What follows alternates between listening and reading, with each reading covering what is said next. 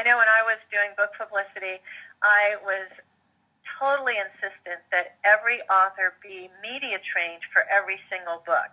So it's not a one-time process because the messaging changes and you have to be trained for each book. And I think what people don't really understand about doing interviews is that even after you've written a book, speaking the book and languaging the book and knowing how to make short, potent, pithy sound bites around the book isn't a skill we're born with, and it's really something that grows with age. So if you're thinking you're going to get media trained 3 days before your first interview, it's a huge mistake.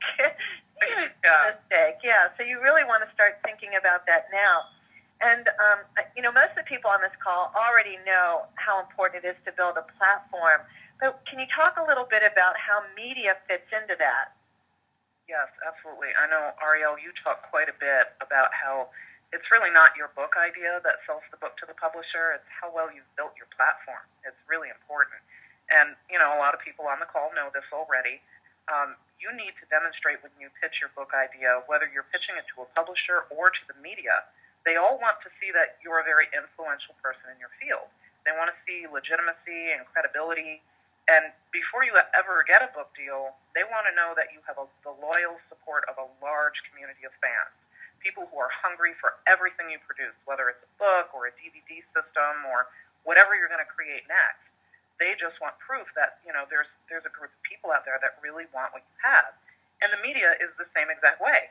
I mean, they want to see that you're a credible expert, and the best way to build up that platform and contribute to getting an expert status is really to be all over in the media. So on TV and radio and print and online and blogging and you name it.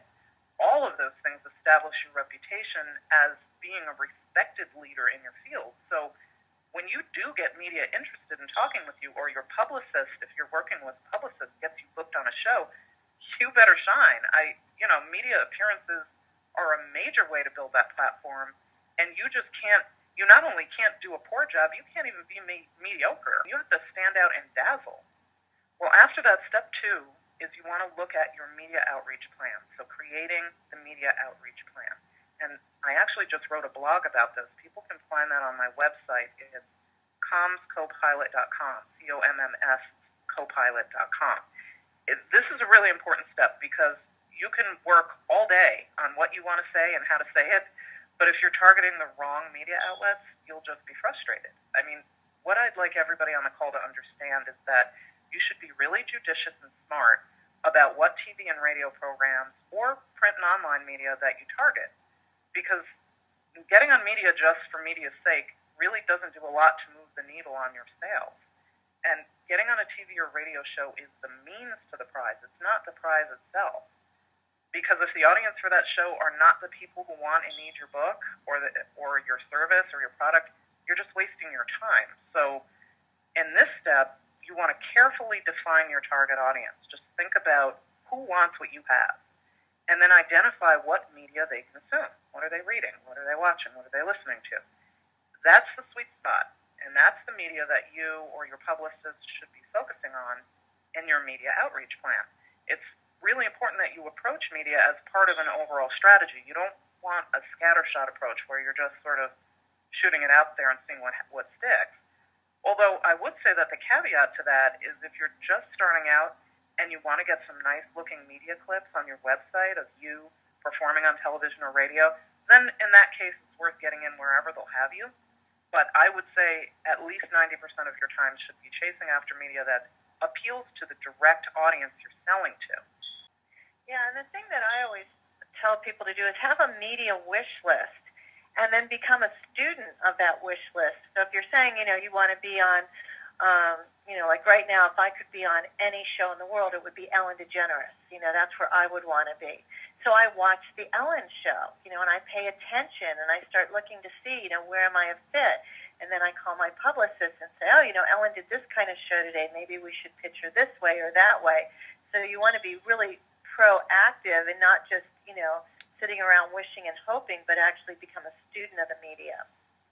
That's very smart. And, what you said about, everybody sort of has an idea of, well, I just want to be on Ellen because I know she has a big reach. But what you're doing is you're actually being a little detective, which is really smart, and looking at, okay, how does this show tick?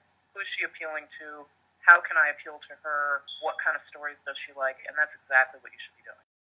When you're looking at this step of making your brand media savvy, you also want to look at, do you have a media room or a tab on your site where journalists can go to get all of your relevant info, your press kit, photos of you, bio info, everything they would need, just all in one spot.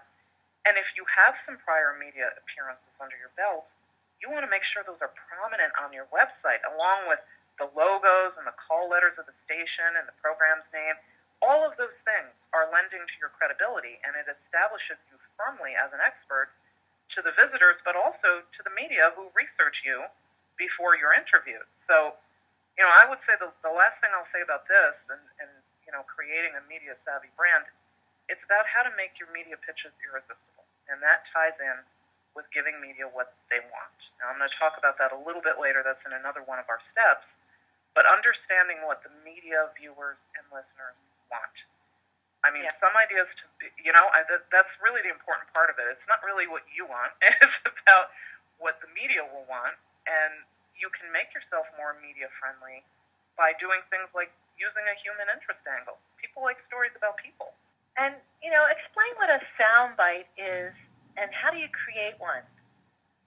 Talking in soundbites is probably the one thing journalists love more than anything, other than respecting their deadlines, which is probably their first thing, but it's how to deliver a great soundbite. And it actually protects you, because when you learn to speak in TV language, or radio language, which is soundbite language, you get quoted more and you get misquoted less.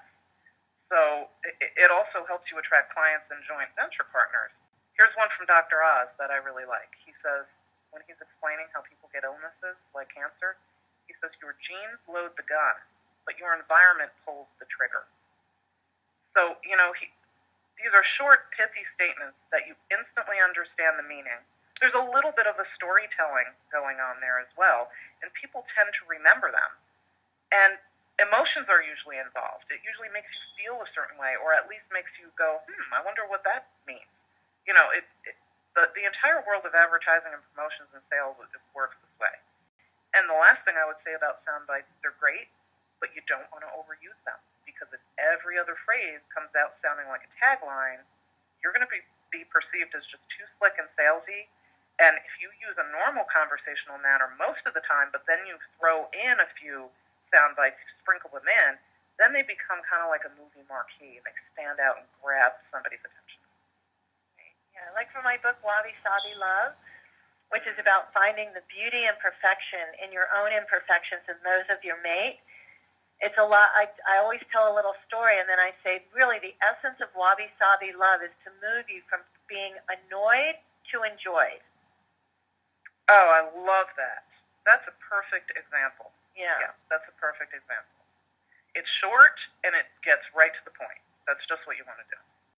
I would say, besides speaking in sound bites, probably if we went back to step 4, that's understanding how the media works. And that's a real biggie, because if you don't get how the media actually works, then you're never going to give them what they want. So, I'm a contributing author to a book that's coming out in late June called Media-Magnetism. And I wrote several chapters on this topic of just understanding the media, because I just think it's so important. And, the first thing people need to understand, you get caught up in the enthusiasm of your message, but remember, the media doesn't exist just to give you free publicity. I mean, that's not what they're about. So you've got to realize the whole system of how they're making money. And, I apologize because this is obvious stuff. I'm sure you all know this intrinsically, but maybe it's not front of your mind when you're pitching the media. They're making money based on ratings and readership numbers. And based on how high those are is how much they can sell ad space for. So they want to be really popular and have the biggest circulation and the biggest ratings and all that stuff so that they can make more money. It's just a business thing.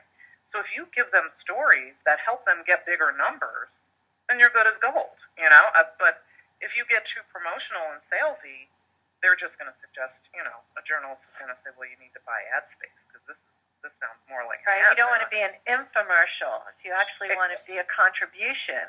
So one of the things I wanted to talk to you about that we haven't covered yet is talk a little bit about particularly TV interviews and what percentage of the message is nonverbal versus verbal. Oh, yeah, that's a good one.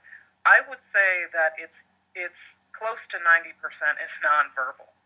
You say a lot with your facial expression, your body language, how you're expressing yourself, the vibe that you're projecting. Is it confident? Is it upbeat and joyful? Are you excited about your topic? Does that passion show through? All of these things, even from the minute you step on the set, how you're sitting, which way your body is faced. Are you leaning into the reporter in a non-aggressive way, but in a way that shows that you're interested in engaging with them? Are you looking at them and interacting with them like you would interact with your friend at Starbucks over a cup of coffee? Or are you sitting there ramrod straight, stiff like you're before a firing line? There's a whole lot that goes into that nonverbal stuff, and that's also something that we talk about in the training. So great. All right, so first I want to say that if anybody's serious about getting onto radio and TV, you have to be media trained. It's just not an option not to be. I've been trained many, many times for every book that I've done. And in fact, before I did the Today Show, I got trained every single day for 7 days to rehearse and rehearse and rehearse. So I was ready for it. And the interview went great. So if people want to work with you, Deborah, what does that look like? Well, there's a couple different things they can do. I would say probably the first thing that they should do is I do have a free 3-part video training series. And that gives you like a nice little top line. It's called The Top 10 Mistakes Authors and Experts Make on TV and Radio and How to Avoid Them. You put your name and your email address on that in, and you get that delivered to you. A bunch of other little tips and goodies coming from me, too, after you do that. I put out an e-zine, which comes out every other week, that's got all of this kind of information. So I would say that's a good place to start.